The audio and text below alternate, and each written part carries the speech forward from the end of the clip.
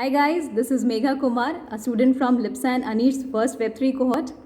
Before joining the cohort, I was working in the Web2 space as a content writer, and I was someone who was always fascinated by this decentralized world of Web3. And this fascination made me follow Lipsa on Instagram.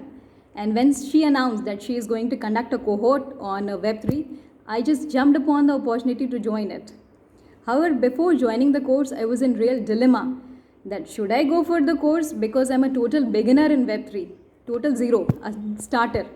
And I shared my inhibitions with Lipsa, and she said that yes, indeed the course will be beginner friendly. And now since I'm through the course, I can tell you yes, the course is totally beginner friendly.